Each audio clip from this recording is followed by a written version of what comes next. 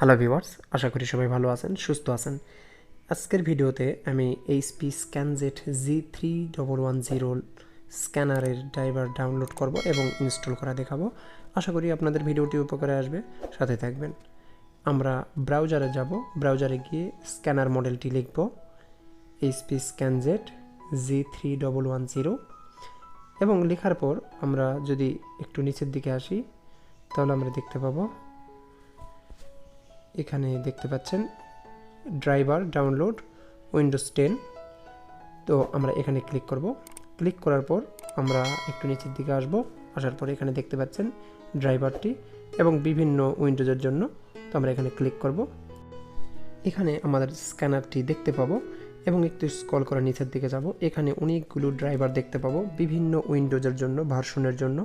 আপনার যেটা উইন্ডোজ এবং যেটা ভার্সন সেইটা আপনি ডাউনলোড করে নেবেন। এখানে এক্সপি, ভিস্তা 7, 8, 10, 11 সবার জন্যই আছে, সবগুলো উইন্ডোজের জন্য আছে। তো আমি এখানে আমারটা উইন্ডোজ 10 64 বিট বা 32 বিট হলেও এটাই নামাবেন। তাহলে আমারটা যেহেতু 64 বিট, আমি এটাতে ক্লিক করলাম এবং আপনারা এই কর্নারে দেখবেন এখানে নেমে গেছে। এখানে একটু নামতে হয়তো সময় লাগবে, স্পিডের উপর নির্ভর করবে আপনার ইন্টারনেট স্পিড কীরকম। ইনস্টলের পূর্বে অবশ্যই স্ক্যানারটি অন করে নেবেন। এই ড্রাইভারটি আমি এক্সট্র্যাক্ট করে নেব। এক্সট্র্যাক্ট করে নিলে ফাইল মিসিং হয় না, খুব সুন্দরভাবে ইনস্টল হয়।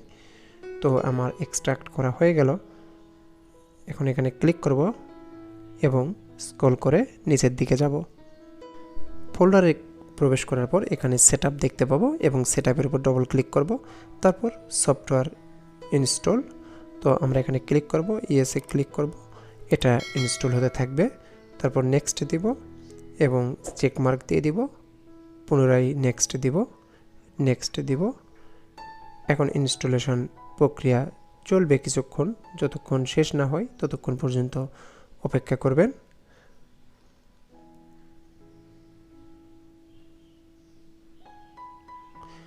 এখানে এটা দিয়ে দিব। এটা যদি কেবল লাগানো না থাকে তাহলে ওটা আসে, কেবল লাগানো থাকলে সরাসরি ওটা চলে যায়।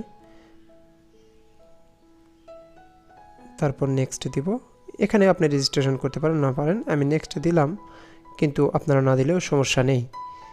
তারপর আমার ইনস্টল শেষ, ডেস্কটপ আইকন ক্রিয়েট হয়েছে, আমি এখানে ক্লিক করলাম। তো আশা করি আপনাদের ভিডিওটি উপকারে আসবে। যাদের ভালো লাগবে তাহলে অবশ্যই লাইক, কমেন্ট, শেয়ার করবেন এবং সাবস্ক্রাইব করে সাথেই থাকবেন। আসসালামু আলাইকুম।